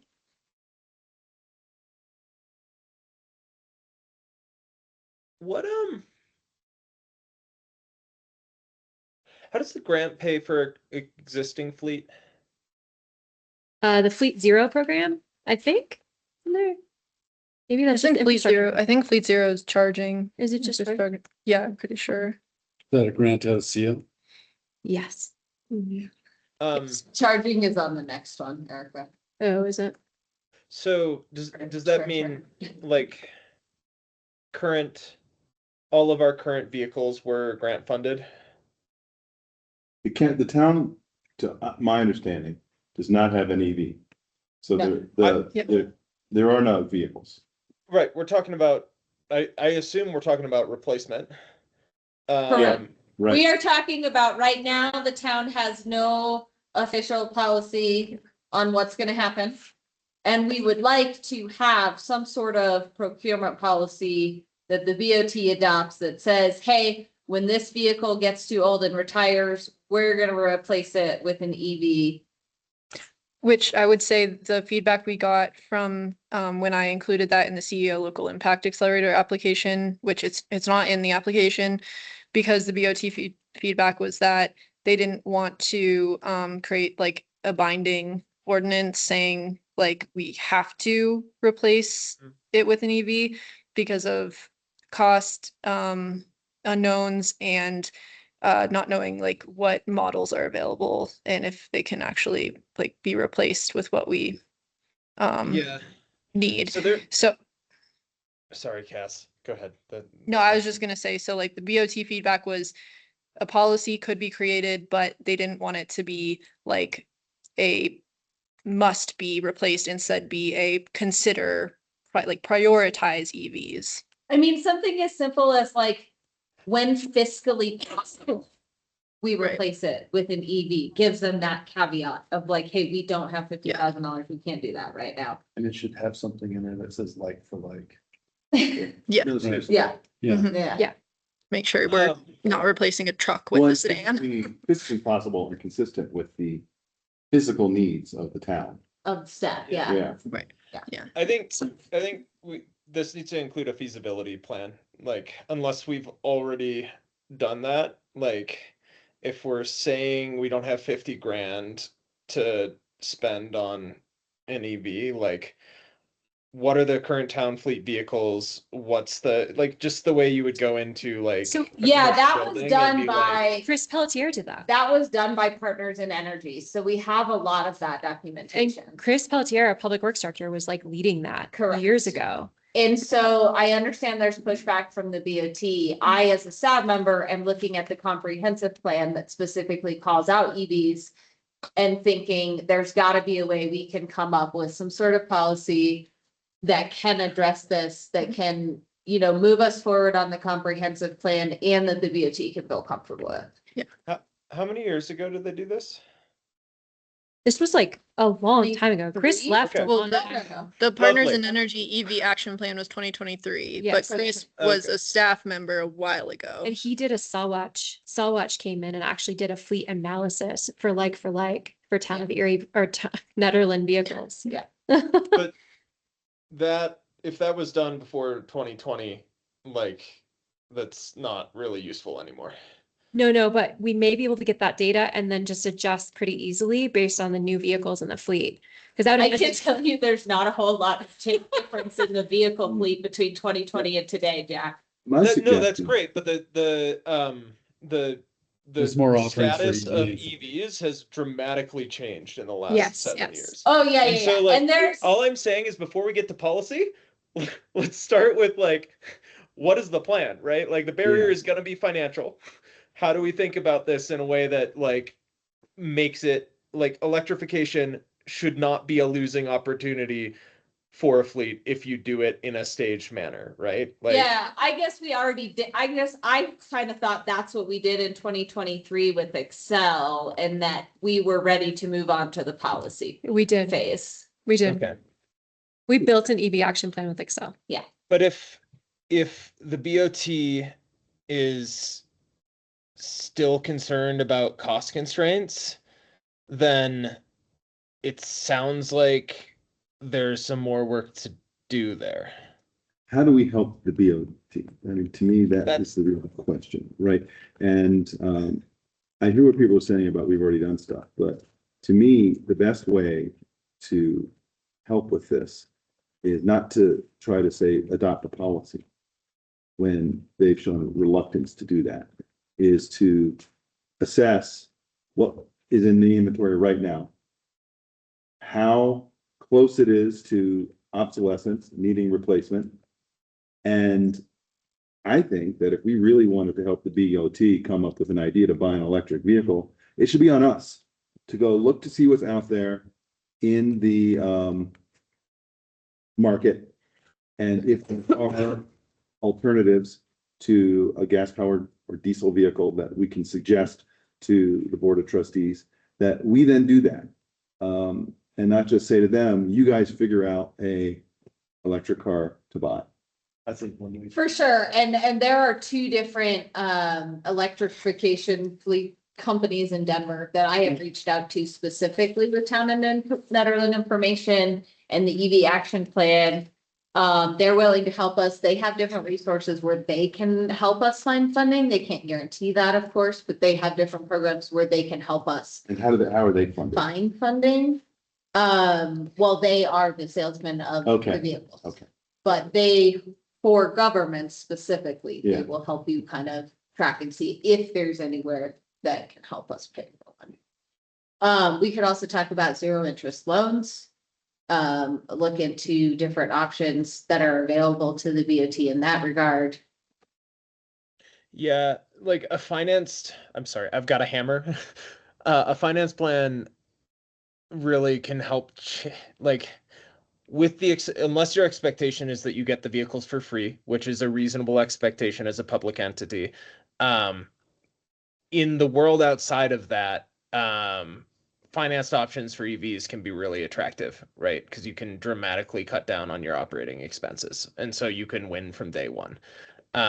Where Does the town finance vehicles when it buys them or just? Sometimes, Okay. like the big snow plows and stuff, we often have to. Yeah. Andrew, did you? Yeah, so I think two things.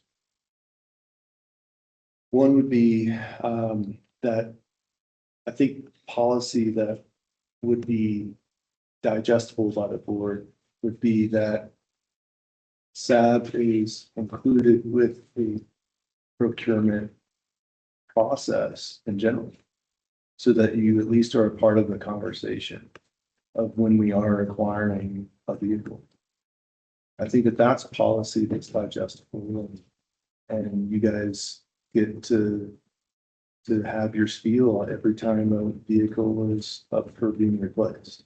That makes a lot of sense. Yeah, and if there's a like and a like that we can advocate for, then we do. And we're not trying to tie their hands on, you know, which they don't want us to do. We're just saying, hey, please consult SAB if feasible. When, I mean, in an emergency, that's one thing, but that's generally not the case. So I think that's a great idea. Similar to like how Josh and I brought Permazyme in front of you guys Right. and I think with the ice melts on the community center, so. I'm just gonna comment, it is 8:40 now, so I think that we should wind down our discussion of the action plan and continue this in our next meeting, because I think this has been valuable. But I want us to try to stay on schedule. Do you think we could, I think this conversation is going really well. If we could just take like 2 more minutes. No, we can, I said wind it down, not stop it. Oh, great. Okay. Yeah. I would say this is being halfway through, getting Yeah. done with this one is 6 out of 12. Yeah. So. Good job. I think I like the engagement of SAB and maybe staff too, just to, you know, be that advocate. But I also think having a guiding document is really helpful because like no one wants to compromise safety or resiliency when buying an electric vehicle. And I think we're now in a space where we don't have to do that, but still snowplow trucks don't exist, right? You're not going to find an electric Yeah. version that can be out on the streets for hours and hours and hours during huge storms, right? Like that's not a compromise we should make, I don't think. But some of these other, you know, administrative vehicles, like that's a really easy sell, especially with some snow tires. And the only problem is like you might see staff getting tickets, you know, and that's something to consider, you know.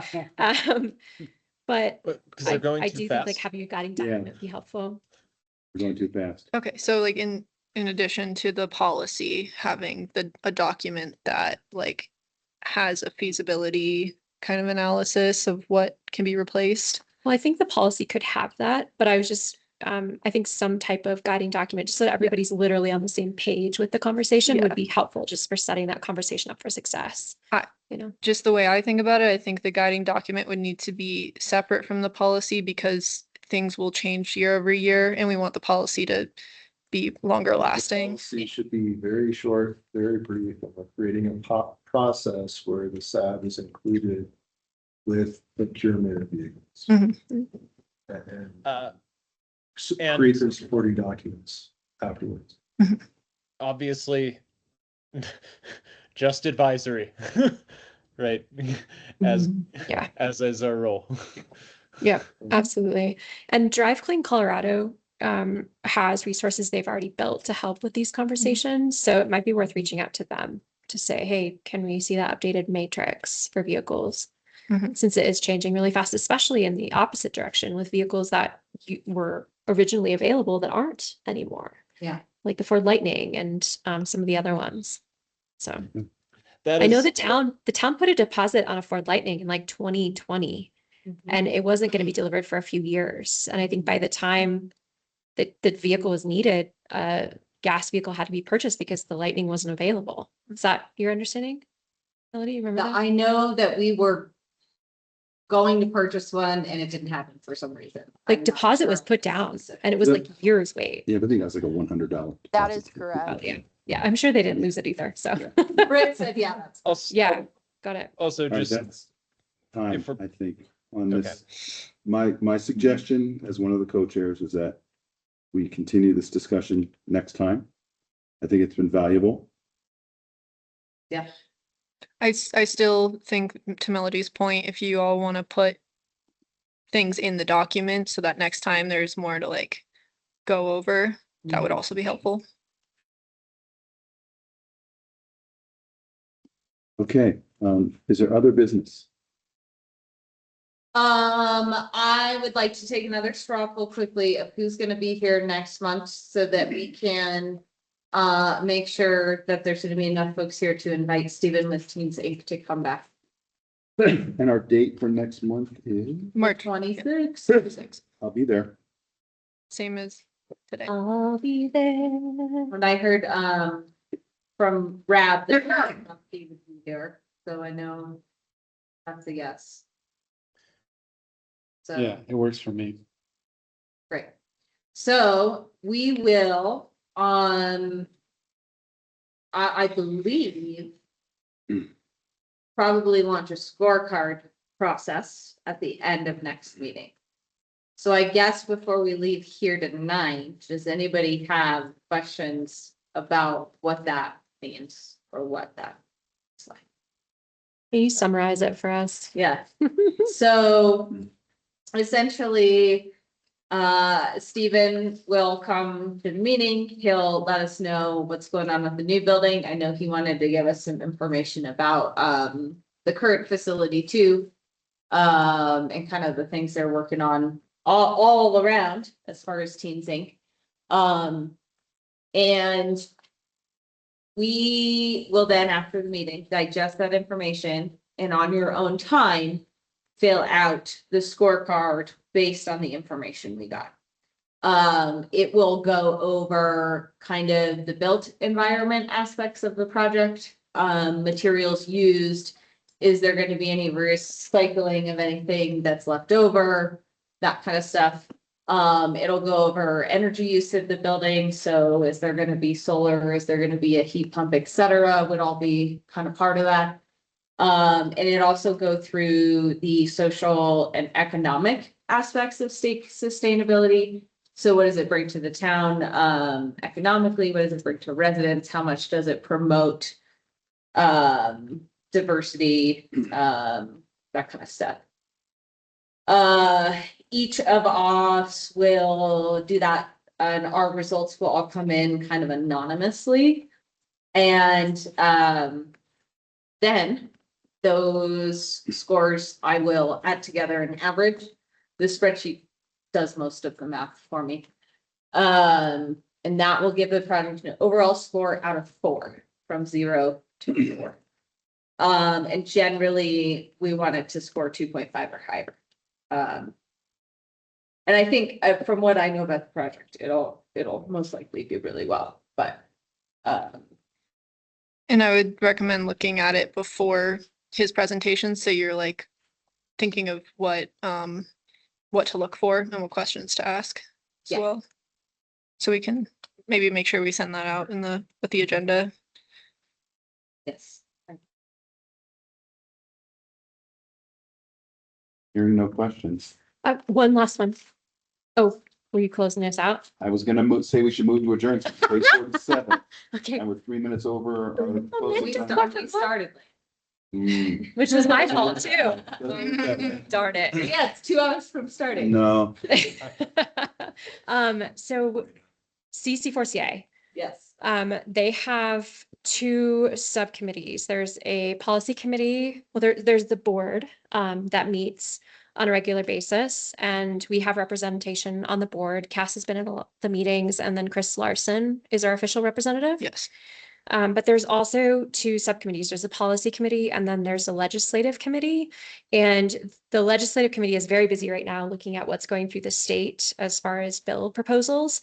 And so wanted to just bring it up. I know in the past we've done different things with CC4CA before we had staff, before there was really BOT representation. But would it be possible to have SAB members participate in these subcommittees, or perhaps a BOT liaison? Because I think they're really fast, interesting conversations, and the more representation we have, whether it's formal or informal, whether you're a voting member for the town or not, I think it's really helpful to have people paying attention and just aware of what's happening at the state level and how Netherland could be involved, whether that's supporting going to testify on behalf of the town as a resident, not as a SAB member or an elected official typically. But just wanted to raise that because I think it's a really cool organization to participate in. And there's a lot of interesting stuff that CC4CA is tackling right now from a climate perspective at a state level. They're also growing. So they're now up to many, many more members than when we originally joined the coalition. my thought is this should be an agenda item. Sure. On another business item, and that maybe if we do that, we should get some materials on what these committees are, really what the duties would be. So we can really look at it and decide whether it's something any individual here would want to do. Well, the other thing that I'm curious about is that I have asked for the links to be able to attend those meetings, and my understanding was that the BOT was hesitant to not have somebody who was the appointed person. Yep, and I think So I have never gotten the link for the meetings, even though I've asked several times. So I would love to attend them. But how do we make sure we do it in a way that everybody's comfortable? and I think that's a BOT question. Yeah, so I have it planned to discuss this with John because I know that last time we talked about it, he wanted a BOT person to attend since Netherland has a vote essentially, right? Like you can choose to abstain or you can veto. And so like these are things that an elected official should be doing or a staff member should be doing with direction from an elected official. And so if staff members were to attend, there would need to be either a protocol of what they're allowed to vote on behalf of the town, or they would just have to be a non-voting member. And Which- that's the way I understood it, is I would just be non-voting. I would like to just have the link so I can go and observe and see what they're talking about and hopefully be helpful in the discussions at all. But I remember like when we first joined, we had some members participating. Because I went to the retreat as a staff member in Yeah. 2018 We did. and beyond for years. So I think, sorry to interrupt, but we are really out of time now. So if we want to keep on our schedule, we all agreed we wanted to. I did not agree, for the record. Well, the majority agreed that we wanted to. Is that this should be an agenda item. And especially with what Cass was saying about discussing it with Jonathan, maybe come back with how Yeah. the town feels about any type of participation from us. Mhm. Instead of just talking about it when they could just say, nah, we don't want it. Yeah. And can we add that to next month's agenda? Yeah. Great. And I'll say from the board perspective, it's not a matter of no, it's just how do we do it? So having it identified. Here's I think the it's like, Yeah, I think it's just for us, this is the first year that we've been told, oh, no, you guys can't participate in the way you have every year before. And so that would change for us rather than like, From CC4CA that came No. down. no, BOT. no, no. BOT. Yeah. Yeah, in town, right? Yeah. I think Maybe we adjourn. I second. Anybody opposed? Meeting adjourned at 8:52 PM. Excellent. Rich, I got a question for Way to stay you. on time today, guys. It was Thank you great. all for your time. I mean that in all seriousness. What'd you Thank say, Jack? Rich, I No, no, loved your, we've got X minutes left. That was like not You the gotta absolute plan. highlight, but it Great. was great. It was Fantastic. efficient. I'm letting Um, leadership go to my head. Rich, how is Navajo Trail? What do you mean? The gravel The road. conditions post Great. enzyme. no, Great. we didn't They do, didn't do the enzyme. The town board decided not to. Oh, Yeah. no. that was Yeah. last year. Yeah. That was a while ago. Sorry. Yeah. You've been gone. I mean, I think I Wait, just missed Jack, the, Don't worry, It was the BOT that said no. we're So- bringing it back. They didn't say no forever. They just said no at the time. So we're gonna try again. Okay. I was going down Navajo Trail the other day and I was like, well, we should know if it worked by now or not. Right, So- yeah. I'm excited for when we can try it. And it sounds like Boulder County is doing it too now. Yeah. Great. That's a So, great proof point. I want to know where, like what roads, like Magnolia or what, you know? Oh, I hope they put it on Lake Skillet. Right now. No, they, I and wish they and they would've can't, or they haven't applied it yet. So I think they would have to wait till the spring because it needs to be like over 40 degrees and dry, which is hard to find in those conditions. Here. Well, exactly. So, It's so awesome if they did. that. yeah, Cause it's nuts, like one day of. right, There is a lot. right, yeah. Like I wrote like. Wanna fix that. Okay, I know, but see you, Jack. Keep people A lot of slow. See ya. Thank you so much. Bye. Except me.